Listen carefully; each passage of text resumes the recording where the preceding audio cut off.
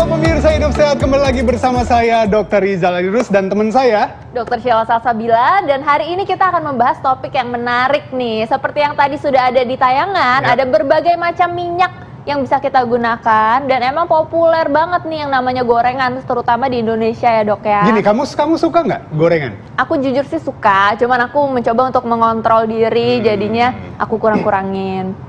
Nah, hari ini kita akan ngebahas tentang beberapa minyak yang baik atau tidak baik yang banyak digunakan oleh masyarakat. Betul. Nah, Gitu. sebelumnya kita perkenalan dulu. Sudah ada Dokter Feni, spesialis gizi klinis. Selamat siang, dokter. Apa kabar? Selamat siang, baik. Nah, dok, ini depan kita ini kan banyak banget minyak nih. Nah, yang paling populer ini sebenarnya ini nih, mana nih? Minyak kelapa sawit. Nah, ini dia nih. Ini pasti pakai di rumah. Kamu pakai minyak apa? Aku pakai virgin oil. Oh, virgin oil. Wow. Atau extra virgin oil. Olive oil yang Iya. extra virgin. Di sini ada canola, Soalnya aku jarang ada masak sebenarnya, minyak paling cuma jagung. dressing. Oke. Sebenarnya banyak banget jenis minyak, dok. Benar. Ah, kita mau nanya ke Dokter Feni, pas banget nih. Ini fakta atau mitos? Minyak goreng yang berasal dari kelapa sawit ini sangat berbahaya jika digunakan berkali-kali. Saya terlalu semangat soalnya karena hobi juga gorengan saya. Oh, wow. Ya. Ini fakta atau mitos, dok? Oke, ini adalah mitos. Jadi sebenarnya yang namanya minyak goreng nggak hanya dari kelapa sawit, segala macam minyak itu tidak boleh digunakan berulang-ulang. Oke. Nah, kenapa? Karena jika penggunaan berulang atau pemanasan berulang dari minyak itu bisa berbahaya bagi kesehatan. Kenapa? Karena bisa mengeluarkan berbagai zat berbahaya. Salah satunya adalah seperti hidroperoksida dan aldehid. Kemudian yang ketika kita makan, kita konsumsi makanannya, si zat berbahaya tersebut akan menempel pada makanan dan masuk diserap oleh usus kita. Nah, kemudian yang kedua, ketika kita memanaskan berulang, akan dikeluarkan lemak yang tidak sehat, mungkin yang kita kenal dengan lemak trans, dan juga akan dikeluarkan berbagai radikal bebas. Jadi semakin berulang, si radikal bebas yang dikeluarkan akan semakin banyak. Nah, itu yang berbahaya bagi kesehatan karena bisa menyebabkan penyumbatan di pembuluh darah, kemudian dapat menyebabkan resiko penyakit jantung gitu. Nah, sebenarnya si minyak kelapa sawit ini baiknya adalah kandungan vitamin E-nya tuh cukup tinggi. Ya, jadi lebih tinggi daripada mungkin untuk minyak menggoreng yang lain seperti minyak kelapa. Nah, tapi si kandungan vitamin E di minyak kelapa sawit itu akan berkurang ketika kita melakukan pemanasan berulang, gitu. Sedangkan vitamin E ini kan bagus sekali untuk menangkal radikal bebas ya, gitu. Jadi akan sayang jika digunakan berulang-ulang. Jadi disarankan memang seperti ini ya dok ya. Satu kali. Ini berbahaya ya dok, yang warna-warna seperti ini. Biasanya seperti ini tuh jadi berubah warnanya jadi sampai hitam jadi hitam. Hitam banget. Nah dok, ini ada fakta atau mitos selanjutnya nih dok. Ini katanya minyak dari buah kelapa ini memiliki khasiat lebih baik daripada minyak yang berasal dari kelapa sawit dok. Fakta atau mitos? Nah, kalau itu fakta. Oke. Ya. Jadi dari si minyak kelapa ini sebenarnya yang baik itu adalah virgin coconut oil, mungkin yang kita VCO kenal ya? dengan VCO, benar. Nah, VCO mungkin di sini ada yang ini ya. Saya pakai di muka tuh dok. Nah, itu banyak sekali yang sekarang pakai untuk kulit ya. Iya dok. VCO, iya itu bener banget. Nah, tapi si VCO ini memang kenapa bisa dikatakan baik? Karena 90% dari kandungan lemak di VCO, lemak jenuh, itu sebagian besar adalah lemak jenuhnya asam laurat. Nah, bener dok. Tapi dok gini, ini kan VCO, ini kan dari kelapa juga. Tapi ada juga kan minyak kelapa juga kan, minyak kelapa yang murni. VCO sama minyak kelapa murni itu bedanya apa dok? Benar. Jadi bedanya itu kalau si VCO dia tuh berasal dari si daging kelapa yang fresh dan matang. Jadi dia begitu diolah tidak melalui proses kimia, kemudian tidak pemanasan dengan suhu yang tinggi. Nah, sehingga si kandungan dari si VCO ini memang lebih tinggi kandungan antioksidannya. Jadi di dalamnya tuh ada yang dinamakan polifenol. Polifenol ini baik sekali karena sifatnya antioksidan. Kemudian yang kedua, dia bisa membantu meningkatkan kadar kolesterol yang baik yaitu HDL dalam tubuh kita dan baik untuk kesehatan pembuluh darah dan jantung. Nah, si VCO ini dia kandungan si lemaknya kan yang tadi ku bilang asam laurat. Nah, si asam laurat ini dia termasuk ke dalam lemak rantai sedang. Nah, dia akan dapat dengan cepat digunakan oleh tubuh kita. Kenapa? Karena begitu masuk ke usus, ternyata si asam laurat dia tidak memerlukan cairan empedu untuk diserap. kemudian masuk ke dalam tubuh kita, dan ketika dibentuk energi tidak memerlukan yang dinamakan zat yang dinamakan karnitin. Oke. Nah, sehingga Apa dia tuh, Dok? cepet banget. Masyarakat bingung nih, karnitin itu zat apa nih, Dok? Jadi karnitin itu adalah suatu zat yang untuk mengangkut si lemak yang kita konsumsi untuk masuk ke dalam yang dinamakan mitokondria di dalam tubuh kita untuk menjadi energi. Seperti itu. Nah, dikatakan si visio ini memang sumber energi yang lebih cepat digunakan oleh tubuh kita gitu. Jadi Nah, baik sekali. Jadi sebenarnya kalau disuruh pilih visio atau minyak kelapa, bagusan yang mana? Kalau disuruh pilih, oke. Saya kalau disuruh pilih karena saya tidak suka yang gorengan, makanannya Iya. digoreng. Jadi saya lebih memilih VCO, Dok. Sama, Dok. Sekalian dioles-oles di muka habis itu ya, Dok benar ya. banget. Nah, tapi yang harus diingat adalah si VCO ini karena dia virgin, Iya. alami, jadi si smoke point-nya tuh nggak terlalu tinggi gitu. Jadi smoke point itu apa? Jadi smoke point ini suhu yang dapat kita gunakan untuk memasak sebelum si minyak tersebut berubah menjadi lemak yang tidak sehat atau berubah atau mengeluarkan zat-zat berbahaya gitu. Nah, semakin tinggi smoke point memang semakin baik untuk digunakan untuk menggoreng. Nah, sayangnya si visio ini memang smoke point-nya yang saya baca tuh kurang lebih 177 derajat. Sedangkan untuk si minyak kelapa itu lebih tinggi. Jadi kurang lebih 230. Berarti intinya Gitu. kalau misalnya masyarakat mau masak-masak, tumis-tumis, itu boleh pakai VCO ya, Dok ya? Boleh. Tapi kalau misalnya deep fried itu nggak boleh ya, Dok ya? Nah, Lebih kalau baik deep fried pakai- lebih baik pakai minyak kelapa atau Oke. seperti minyak kelapa sawit karena smoke point-nya lebih tinggi seperti Baik, itu. Dok. Jadi ini paham. Sebenarnya untuk berapa kali pemakaian ada nggak, Dok? Batasnya? Batasnya, Mau itu oke. minyak kelapa sawit, visio atau minyak kelapa biasa? Baik. Nah, jadi untuk batasannya memang disarankan dari banyak penelitian itu memang lebih baik penggunaannya 1 kali. Nah, tetapi memang ada yang mengatakan boleh sampai 2 kali. Nah, tapi memang kalau penggunaan lebih dari itu berbahaya. Ini contohnya kayak gini nih. Ini kan ada namanya minyak jelantah ya. minyak Nah, si jelantah. minyak ini udah dipakai berulang kali. Ini kalau dilihat nih jadi berubah nih warnanya. Jadi warnanya jadi berubah jadi hitam. Nah, si warna hitam di dalam ini dia tuh di dalamnya banyak zat-zat berbahaya yang tadi aku sebutin itu. Jadi ada hidroperoksida, kemudian aldehid, radikal bebas, segala macam itu berbahaya gitu. Jadi saran saya kalau memang mau konsumsi dari minyak, jangan sayang-sayang. Jadi lebih baik 1 kali kemudian buang, atau seperti untuk minyak untuk menggoreng maksimal banget itu 2 kali, Dok. Maksimal 2 Oke, nah Dok, ini berhubungan dengan fakta atau mitos kita nih, Dok. Ini katanya, Dok, minyak jelantah ini atau minyak goreng yang sudah digunakan berkali-kali ini, Dok, ini dapat memicu penyakit jantung dan juga penyakit kanker, Dok. Ini fakta atau mitos, tapi jangan dijawab dulu. Sesaat lagi, jangan kemana-mana, tetap di Hidup Sehat. Iya, pemirsa, kembali lagi di Hidup Sehat. Dan tadi sempat kita lihat juga ya, itu pembahasannya dari mana sih kita dapat berbagai macam minyak. Ada yang dari buah-buahan, ada juga yang dari tanaman-tanaman. Dan tadi kembali lagi ke mitos atau fakta nih, Dok. Tadi belum sempat dibahas ini. Minyak jelantah ini atau minyak yang biasa dipakai berkali-kali, Dok, ini katanya dapat menyebabkan penyakit kanker dan juga penyakit jantung, Dok. Fakta atau mitos? Nah, itu udah pasti fakta, Dok. Ya, karena apa tuh, Dok? Nah, jadi si minyak jelantah ini mungkin tadi sedikit ku bahas. Jadi dia memang karena sudah dipakai berulang, sudah pasti kalau kita lihat nih dari warnanya seperti ini, warnanya berubah. Jadi berubah menjadi warna hitam. Nah, kemudian akan ada perubahan rasa dan juga bau. Jadi baunya tidak enak. Nah, kemudian akan terjadi juga perubahan dari kandungan zat gizi di dalamnya. Jadi salah satu contoh yang berubah, contoh nih misalnya kita menggunakan minyak kelapa sawit. Ya. Nah, ini kan tinggi akan kandungan vitamin E. Nah, ketika kita gunakan berulang, vitamin E-nya akan rusak. Nah, padahal vitamin E ini penting sekali ketika kita memasak, kan banyak keluar radikal bebas. Nah, vitamin E ini fungsinya untuk menangkal atau menangkap si radikal bebas yang dihasilkan. Nah, yang kedua, ketika kita menggunakan minyak jelantah seperti ini, itu di dalamnya banyak terkandung zat-zat berbahaya. Contohnya seperti aldehid, kemudian peroksida.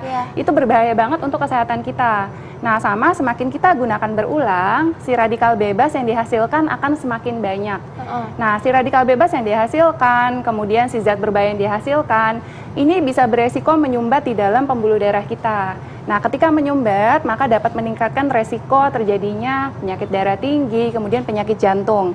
Nah, selain itu, yang tadi hubungannya dengan kanker, yang tadi Dokter Sela tanyakan, ternyata penggunaan berulang dari minyak, dia bisa menghasilkan senyawa yang dapat memicu terjadinya kanker. Nah, ini nama senyawanya adalah polycyclic hidrokarbon aromatik di mana dia dapat meningkatkan resiko untuk terjadinya kanker dalam tubuh kita. Jadi itu berbahaya gitu. Nah, buat pemirsa itu ingat minyak jelantai itu berbahaya sebenarnya buat kesehatan, apalagi yang tadi resiko penyakit jantung. Nah, Dok, di depan kita ini banyak minyak nih, Dok, ya. Iya. Nah, ini Dok, ini asalnya dari mana kan berbeda-beda pasti. Iya, benar. Kira-kira pemakaiannya seperti apa, Dok? Pemakaiannya ya, oke. Nah, jadi ini untuk yang pertama, jadi kita harus tahu terlebih dahulu, jadi yang namanya minyak, kandungannya itu ada dua. Yang pertama lemak jenuh dan yang kedua lemak tidak jenuh. Tidak jenuh. Nah, untuk kandungan minyak yang mengandung lemak jenuh, memang tidak boleh dikonsumsi terlalu banyak. Kenapa? Karena yang pertama bisa meningkatkan kadar kolesterol yang jahat dalam tubuh kita, itu adalah LDL. Ya, jadi berbahaya, karena kolesterol kita bisa meningkat. Nah, apa saja minyak yang mengandung lemak jenuh? Contohnya adalah ini. Minyak kelapa sawit. Ini ya, minyak kelapa sawit. Jadi di dalam minyak kelapa sawit ini 50%-nya ada lemak jenuh. Nah, si lemak jenuh di dalam si minyak kelapa sawit ini berbahaya karena bisa meningkatkan kadar kolesterol LDL. Nah, yang kedua adalah si minyak kelapa. Nah, si minyak kelapa yang tadi kujelaskan di awal, dia memang 90%-nya, jadi lebih banyak kandungan lemak jenuhnya dari minyak kelapa sawit. Itu lemak jenuh. Nah, tetapi lemak jenuh pada si minyak kelapa itu berbeda. Itu berbeda, Dok. Benar, benar banget. Nah, jadi di dalam si minyak kelapa lemak jenuhnya adalah asam laurat, sedangkan di sini di minyak kelapa sawit adalah palmitat. Yang katanya si palmitat yang di minyak kelapa sawit dia lebih dapat meningkatkan kolesterol LDL daripada yang ada di sini. Nah, kemudian apa perbedaannya dengan si ini? Ini adalah VCO. Nah, si virgin coconut oil ini berasal dari si kelapa yang fresh. Itu dia tidak melewati proses kimia, tidak dengan pemanasan suhu tinggi. Si kandungan antioksidannya itu tinggi sekali. Nah, yang VCO benar. Nah, si VCO ini memang membantu lebih meningkatkan kadar kolesterol HDL dalam tubuh kita, dan dia juga bagus sekali untuk kesehatan pembuluh darah dan jantung. Nah, apa perbedaannya dan penggunaannya kalau si VCO ini? Karena antioksidannya tinggi, memang baiknya kita konsumsi begitu saja gitu. Jadi misalnya langsung benar banget. Nah, berapa sendok? Karena walaupun dia baik, tapi si VCO ini kan namanya juga virgin coconut oil, dia kandungannya sama lemak jenuh, Dok. Nah, jadi konsumsi lemak jenuh memang ada batasannya. Dalam satu hari disarankan hanya 1 sendok makan. Ini gitu. Banyak pada masyarakat yang sedang diet itu ada loh, sering banget yang setiap pagi contohnya aku juga minum setiap pagi nih, Dok, tapi aku pakainya ini yang extra virgin zaitun. Ya, benar. Nah, apa bedanya? Nah, kalau yang 3 ini kan termasuk lemak jenuh nih. Nah, ternyata minyak juga ada yang kandungannya lemak tidak jenuh. Nah, contohnya di sini seperti minyak zaitun, kemudian ada minyak canola. Nah, apa perbedaannya yang tadi Dokter Sila sering pakai yang extra virgin ya, Dok? Nah, perbedaannya kalau yang extra virgin ini berasal dari si buah olive yang dari perasan pertama. Jadi dikatakan dari 24 jam pertama dipanen, kemudian langsung diperas si buahnya, dihasilkan si extra virgin olive oil. Nah, kemudian tidak melalui proses pemanasan dan juga tidak melalui proses kimia. Nah, sehingga si extra virgin ini memang antioksidannya sangat tinggi. Ya, jadi kurang lebih sebenarnya hampir sama dengan si VCO antioksidannya. Bagaimana jika dia digoreng, Dok? Nah, dipakai untuk menggoreng? Jika dipakai untuk menggoreng tentu saja tidak boleh. Tidak boleh. Jadi tidak boleh menggunakan si minyak dengan kandungan lemak tidak jenuh, terutama untuk minyak zaitun untuk menggoreng, karena di dalamnya kandungannya terdapat lemak tidak jenuh yang berantai tunggal atau MUFA. Nah, itu kan ada ikatan rangkapnya. Nah, ketika kita memanaskan dengan suhu tinggi, si ikatan rangkap dari si lemak tidak jenuh rantai tunggal akan terurai. Gitu. Begitu terurai, dia akan berubah menjadi lemak trans. Mungkin pernah dengar itu lemak yang sangat berbahaya karena bisa menyebabkan penyumbatan di dalam pembuluh darah kita. Berkontribusi untuk menyebabkan penyakit jantung. Benar, benar banget, Dok. Nah, jadi harus seperti apa? Yang pertama nih, kalau misalnya kita mau menggunakan si olive oil yang extra virgin, memang baiknya digunakan karena kan antioksidannya tinggi, sayang. Jadi baiknya digunakan yang pertama bisa dikonsumsi begitu saja. Nah, berapa banyak? Kalau si VCO karena lemak jenuh hanya 1 sendok makan. Kalau si olive oil yang extra virgin itu boleh lebih banyak. Jadi boleh per hari kurang lebih 2 sendok makan. Jadi contohnya nih, misalnya kita ambil ini, misal ada salad di sana, ini bisa kita buka, lalu kita ambil 2 sendok makan. Dokter Sila kan suka sekali salad. Nah, jadi boleh nih dikonsumsi. Jadi untuk salad kita ambil 1, kemudian kita ambil lagi boleh 2 sendok makan. Nah, seperti ini. Nah, jadi si kandungan mufa dari si minyak zaitun ini sehat Tetap sekali. terjaga ya? Ya, kenapa? Karena si mufa ini bisa membantu untuk meningkatkan kadar kolesterol HDL. Nah, boleh dimakan. kalau buat pemirsa yang belum tahu, HDL itu bagus banget buat Benar. jantung. Karena Ya. HDL itu bisa menekan yang namanya LDL. Benar banget. Jadi kadar kolesterol kita yang jahat akan turun. Nah, kemudian si mufa ini juga baik sekali pada penderita diabetes, Dok. Nah, kenapa? oke. Karena si mufa ternyata dapat memperbaiki kerja dari insulin dalam tubuh kita, gitu. Gimana Sila? Gimana nih? Iya, enak, Enak Dok. banget, Dok. Enak. Ya. Seger. Nah, Dokter Karena Sila emang sama suka seperti juga sih, saya, Dok. sukanya salad. Jadi Iya, saya Dok. juga nggak suka makanan-makanan yang digoreng. Kenapa? Karena konsumsi makanan yang digoreng. Nah, pada tahu nggak? Ternyata makanan digoreng itu bisa menambah asupan kalori kita nih, Dok. Nah, Gitu. itu dia. Nah, jadi contohnya nih, misalnya kayak kita, saya kasih contoh misalnya sebuah ayam. Ketika kita ayamnya diolah dengan cara ditumis, atau misalnya kita seperti dibakar, kurang lebih satu porsi ayam kita melakukan pembakaran atau misalnya untuk menumis kurang lebih 200 contohnya. Nah, ketika kita menggoreng, itu akan menambah kalorinya menjadi 2 kali lipat. Iya. Ya, jadi bisa menjadi 400 gitu. Jadi hati-hati karena selain menambah asupan kalori, makanan yang digoreng juga berbahaya karena meningkatkan kolesterol dalam tubuh kita gitu. Oke, baik. Berarti ini paling tidak sekarang masyarakat udah lebih tahu ya yang mana minyak-minyak yang baik untuk digoreng dan yang mana yang bisa langsung dikonsumsi. Nah, sama satu lagi nih, Dok, ada yang kurang. Nah, untuk si minyak zaitun yang ini, dia kan memang bukan yang extra virgin ya, jadi memang smoke point-nya tuh lebih tinggi. Nah, jadi untuk menumis nih sebenarnya untuk suhu yang rendah boleh dengan menggunakan minyak zaitun ya, tetapi boleh memilihnya adalah yang light atau extra light. Oke. Jadi jangan dengan yang extra virgin. Nah, tipsnya memang kalau kita mau menggunakan menumis untuk yang minyak zaitun extra virgin boleh, tapi tipsnya gini. Jadi kita boleh menumis terlebih dahulu dengan menggunakan air. Ya. Kemudian setelah proses memasaknya selesai, kita matikan kompor. Kemudian baru kita tambahkan si minyak zaitun yang extra virgin gitu. Jadi supaya antioksidannya tetap tinggi, Dok. Dan tetap gitu. maksimal 2 sendok tadi ya, Dok. Benar, ya? jadi per hari Nah. konsumsinya 2 sendok makan. Luar biasa sekali informasinya. Nah, setelah ini kita akan ada informasi tentang penyakit liver, yaitu bahaya dan gejala dari penyakit liver. Jangan kemana-mana, tetap di Hidup Sehat. Sehat.